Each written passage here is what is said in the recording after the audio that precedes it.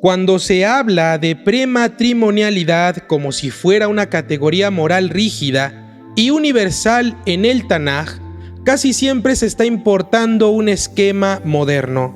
Se imagina una línea clara entre soltero y casado con un solo tipo de vínculo reconocido. Se imagina que toda relación sexual fuera de ese vínculo cae en una misma bolsa llamada fornicación. Y entonces se asume que el Tanaj legisla esa bolsa con un no harás directo para toda la humanidad.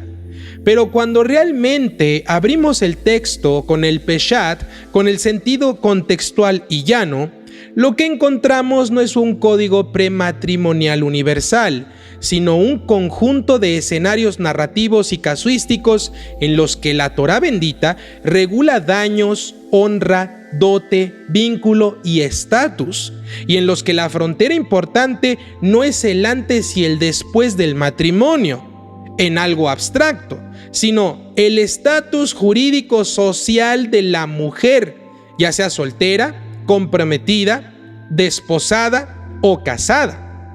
El consentimiento y la consecuencia en términos de casa, del hogar, del linaje, de la descendencia y la herencia o la porción. En otras palabras, el Tanaj no construye su ética sexual en torno a una obsesión por prematrimonialidad como un eslogan. La construye en torno a proteger el pacto conyugal a través de la prohibición del adulterio, proteger los límites de parentesco a través de Hervá, la prohibición de las relaciones prohibidas, y proteger a la joven y a su familia de daños de deshonra mediante mecanismos de reparación. Por eso, para poder responder qué casos aparecen realmente, hay que abandonar la lente moderna y seguir la lente del texto. ¿Dónde aparece sexo fuera de un matrimonio consumado? ¿Qué estatus tenía la mujer? ¿Qué hace la ley con ese caso? ¿Y qué nos dice eso sobre lo que el Tanaj sí y no legisla? El primer hecho textual y el más importante para desmentir las creencias populares es que el Tanaj no presenta una prohibición explícita del tipo no tendrás relaciones sexuales antes del matrimonio, como si fuera un mandamiento general formulado en el formato clásico del Lo Ta'aseh, es decir, no harás para Israel, y mucho menos como una norma universal para todas las demás naciones. Eso no significa que todo está permitido, ni que el Tanaj sea indiferente. Lo que significa es que el Tanaj eligió legislar por categorías distintas y por casos concretos. Y entonces la moralización posterior se puso a llenar el vacío con sus propias palabras sacadas de contexto. Si ustedes como alumnos aprenden a sostener esta afirmación con calma, se van a volver inmunes a toda propaganda religiosa. Cuando alguien diga, la Biblia prohíbe el sexo prematrimonial, entonces ustedes pregúntenles, ¿dónde está el no harás, el Lo Ta'aseh en el Tanaj? Entonces el Tanaj nos dará la respuesta. No puede ser a través de un sermón de una persona que miente. Debe ser un pasuk explícito en el Tanaj. Pero el Tanaj hebreo, no en las traducciones falsas y mentirosas de las Biblias que crearon los cristianos y católicos, los monjes estos que se dedicaron a traducir del griego. Al buscar el pasuk, la discusión se va a volver honesta y se va a terminar, porque el Tanaj legisla otros fenómenos, no esa bolsa totalizante de mentiras que traen estas religiones. El segundo hecho textual es que el Tanaj sí reconoce un estado intermedio entre la soltería y el matrimonio, el cual destruye el esquema moderno de prematrimonialidad como tal. El desposorio, el compromiso formal conocido como meorazá. En el Sefer Devarim, capítulo 22, del verso 23 al 24, el texto trata el caso de una Nara Betulá meorazá, una joven virgen desposada o comprometida que se acuesta con un hombre en la ciudad. El caso se trata con la severidad propia del adulterio porque el vínculo de desposorio es jurídicamente fuerte. Esto es decisivo, queridos alumnos. El Tanaj no opera con la idea de que solo el casamiento consumado crea una obligación. Ya el compromiso formal configura un estatus protegido. Por lo tanto, hablar de sexo prematrimonial sin distinguir si hubo desposorio es ya una traición al texto, porque el Tanaj sí lo distingue. La frontera legal relevante no es solo antes de la boda, es si la mujer estaba bajo el vínculo reconocido de meorazá o no lo estaba. Así, hay casos que en el lenguaje moderno serían prematrimoniales porque no hay matrimonio consumado aún, pero que el Tanaj trata como adulterio por el estatus del compromiso. Esto ya nos revela que el Tanaj protege estructuras de vínculo, no solo en ceremonias. El tercer hecho es que el Tanaj sí, y claro que sí, legisla casos donde una mujer que no está comprometida tiene relaciones sexuales con un hombre, y entonces los regula como casos de daño, reparación y posibilidad de matrimonio, no como pecado universal formulado como mandamiento genérico. Los pasajes centrales son el Sefer Shemot capítulo 22 versos 15 al 17 y el Sefer Devarim capítulo 22 versos 28 al 29, que tratan el caso de una betulá, una virgen o una joven no desposada que es seducida o tomada a la fuerza. Aquí el texto prescribe que el hombre debe pagar. ¿Y qué debe pagar? Debe pagar mohar, un dote o una compensación, y en ciertos casos tomarla por esposa sin poder divorciarla. Independientemente de debates interpretativos posteriores, que no voy a traer aquí porque estamos utilizando solamente los datos tanajíes, que es la Torá, Nebim y Ketubim, aquí la Torá regula el acto como algo que produce una obligación material y social. No lo deja como un asunto privado sin consecuencias. Esto es crucial para entender qué se está legislando. El Tanaj protege la estabilidad de la joven y la casa paterna, porque en ese mundo la sexualidad tiene consecuencias económicas y también consecuencias de honor, y entonces el daño no puede ser absorbido solo por la mujer. La Torá, por lo tanto, no formula prematrimonialidad como pecado abstracto. Lo que sí formula es responsabilidad. Si un hombre traspasa una frontera con una joven no desposada, no se va libre. Hay que pagar, hay un deber y hay una reparación. Este punto nos exige una honestidad aún más fina.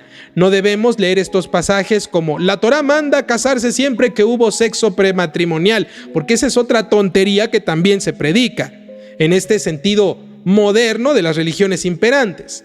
Ni tampoco hay que decir que la Torá aprueba el sexo prematrimonial, tampoco caigan en el libertinaje. Lo que el Tanaj está haciendo es legislar un marco de reparación en una sociedad donde la virginidad y la reputación de una joven afectaban gravemente su futuro de matrimonio y la seguridad económica de esa familia. El texto intenta impedir que el varón tome y luego abandone en un marco de el pueblo de Israel, un pacto establecido, recordemos, que se fundamenta a través de leyes, reglamentos, ordenanzas que se tenían que seguir para poder orbitar Kedushá. En términos de este curso, esto nos muestra que la Torá legisla contra la irresponsabilidad sexual masculina, no necesariamente contra el hecho biológico de un encuentro fuera del matrimonio como una categoría totalizante. La Torá se preocupa por la protección de la mujer y también de la casa, por la restauración del orden y por la prevención del abuso. Ese, queridos alumnos, es el eje. La palabra moderna prematrimonialidad es demasiado limpia y clínica. El Tanaj habla de cosas diferentes. Habla de la honra, habla del dote, de las puertas, del padre, del futuro de la familia. Si uno lee con el Peshat va a descubrir que la Torá no está obsesionada con si tienes sexo antes del matrimonio es malo, es un pecado, estás manchado y te vas a ir al infierno. No, no hablemos tonterías. La Torá está obsesionada con que nadie sea usado y entonces descartado como si fuera un pañuelo. Está obsesionada con que el hogar no sea destruido por conductas irresponsables. El cuarto campo donde aparecen casos prematrimoniales de manera narrativa es en el Sefer Bereshit, con historias que muestran costumbres y conductas de forma narrativa, recuerden, sin formalizarlas como código legal. El ejemplo más instructivo es hablar del tema del incidente con Yehudá y Tamar, en el Sefer Bereshit capítulo 38, donde la sexualidad se enreda con obligaciones de linaje y también de continuidad. El texto no es un manual de ética sexual simplista, es un drama de responsabilidad familiar y de justicia dentro de una estructura de Ibum, de levirato como concepto posterior, que aquí el fenómeno aparece de manera narrativa, no es una ley. En el Tanaj uno no puede convertir una narración en un mandato universal, pero sí podemos observar qué preocupa al texto, en qué se ocupa el Tanaj. Y esto es la continuidad de la descendencia, la justicia hacia la mujer desprotegida y la condena de la hipocresía. Este episodio suele ser completamente distorsionado por el cristianismo, por los moralizadores que lo reducen a una simple prostitución, cuando en el Peshat esto es una acusación a la negligencia del varón que retiene lo debido. ¿Qué nos enseña esto sobre la prematrimonialidad? Yo me pregunto, ¿por qué lo traigo a colación aquí? Nos está enseñando que el Tanaj no la trata como simple regla de pureza individual, la inserta en redes de obligación, en redes de honra y de supervivencia. Otro ejemplo narrativo es Shechem, con Dina, el caso de Bereshit capítulo 34, donde el acto sexual se presenta como una violación o una humillación, seguido por negociaciones de matrimonio. La historia es realmente compleja y moralmente tensa, pero no es un caso prematrimonial neutral, porque revela un hecho claro. En el Tanaj la sexualidad puede convertirse en conflicto entre casas, y entonces el matrimonio ofrecido por el agresor puede ser parte de una estrategia también política. Nuevamente el Tanaj no da aquí un mandamiento prematrimonial, lo que sí narra es una crisis de honra y de violencia. Para este módulo esto importa porque mucha gente usa prematrimonialidad como una simple categoría moral uniforme sin saber distinguir violencia y coerción. El Tanaj incluso en la narrativa no borra la gravedad del abuso. Otro ejemplo lo encontramos en el Sefer Ruth capítulo 3, con Ruth y Boaz, donde la escena nocturna en la era de nuestros tiempos se ha leído de múltiples maneras culturales. En la lectura contextual, el Sefer está cargado de lenguaje de redención familiar, de responsabilidad del Goel, el redentor o el recuperador, de protección de una mujer vulnerable. El texto mismo no describe explícitamente un acto sexual consumado, lo que describe es una escena de solicitud de cobertura y alianza. El hecho de que lectores posteriores intenten sexualizarlo para poder probar la prematrimonialidad dice mucho, pero mucho más de ellos que del texto. Y eso mismo es parte de este curso, mostrar cómo una imaginación doctrinal mete sexualidad donde el Tanaj está hablando de Gesed, de lealtad amorosa y también de redención social. Esto nos enseña a no leer prematrimonialidad como una obsesión. El Tanaj puede hablar de cercanía y también de alianza sin caer en el morbo. El quinto hecho textual es el rol de la virginidad y del nombre. El Shem, conocido como nombre o reputación en Devarim capítulo 22 versos 13 al 21, donde se regula la acusación de un marido contra su esposa respecto a las señales de virginidad. Este pasaje, aunque no es prematrimonialidad en el sentido de sexo antes del matrimonio, sí nos revela lo que protege el sistema torático. Protege la reputación, la justicia procesal y la prevención de la calumnia. Si el marido miente, entonces será castigado y no puede divorciarla. Es decir, el Tanaj está menos interesado en moralizar a la mujer.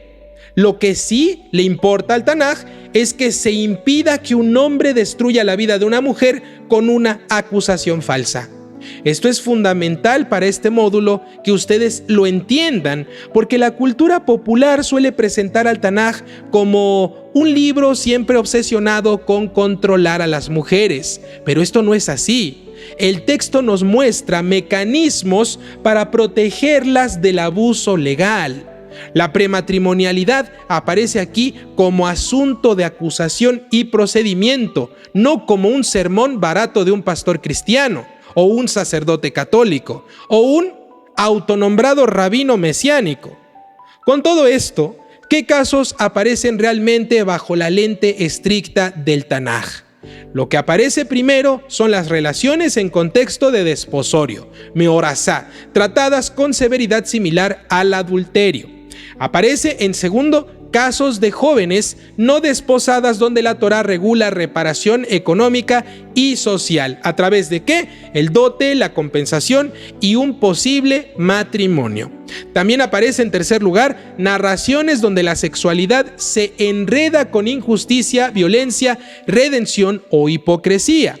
En cuarto lugar aparecen procedimientos sobre la reputación y acusación en el matrimonio, que indirectamente reflejan la importancia social de la virginidad. Lo que no aparece, en la forma en que muchos lo creen y lo aseveran, es un mandamiento universal que diga: está prohibido todo sexo antes del matrimonio. Esto es mentira, con esa amplitud con la que se llenan la boca y con esas mismas palabras.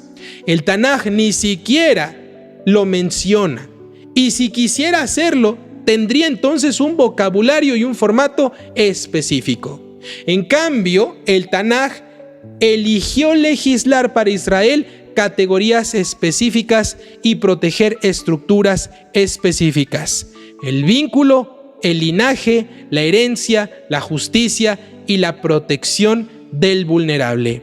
Lo más interesante, y aquí el tema se vuelve filosófico sin abandonar el Peshat, es que el Tanaj parece tratar la sexualidad menos como un tabú y más como un poder. Poder que puede construir hogares o destruirlos. Poder que puede redimir a una mujer o explotarla. Poder que puede sostener continuidad o introducir el caos. Por eso el Tanaj legisla donde el poder se vuelve dañino. El adulterio destruye el pacto, la violación destruye la dignidad, la seducción irresponsable destruye el futuro, la calumnia destruye la reputación, la prostitución cultural destruye la fidelidad espiritual al pacto de Hashem. Y en cambio, donde la sexualidad se inserta en gesed, en responsabilidad y protección, el Tanaj puede narrarla sin convertirla en un espectáculo moralista. La prematrimonialidad como categoría moderna pierde esta profundidad porque siempre reduce el poder al calendario. Hay un antes y un después del matrimonio. Esto no es así. El Tanaj nunca ha funcionado así, queridos alumnos. El Tanaj, en cambio, siempre mide todo por el pacto y también por el daño. Si tú buscas en el Tanaj un no fornicarás para resolver con una sola frase la vida entera, el texto te va a frustrar. No porque sea confuso, sino porque se rehúsa a ser simplificado. Pero si entras con la pregunta correcta, ¿qué protege el Tanaj cuando se regula la sexualidad? El texto ahí sí se va a volver sorprendentemente coherente y extenso. Porque protege hogares, protege descendencia, protege justicia, protege a la vulnerable, protege el nombre del inocente y obliga al fuerte a reparar el daño que causó. Y entonces la moral deja de ser un garrote para controlar cuerpos y mentes de los demás y se vuelve lo que el Tanaj pretende ser: un orden estructurado para que nadie sea usado y descartado como si fuera un pañuelo usado. En ese instante, el alumno, el lector, el estudiante comprometido con la verdad, va a entender por qué la palabra prematrimonialidad es tan pobre para poder hablar en el Tanaj. Porque el Tanaj nunca ha estado obsesionado con el momento en el calendario, en un antes del matrimonio y en un después del matrimonio, sino con la fidelidad en el corazón y la justicia en la puerta de la ciudad. Y esa pequeña diferencia, gran diferencia, tan sencilla y a la vez tan revolucionaria, es la que separa la lectura moralizante de la lectura contextual. Una busca condenar rápido a los demás para controlarlos y la otra busca salvar vidas.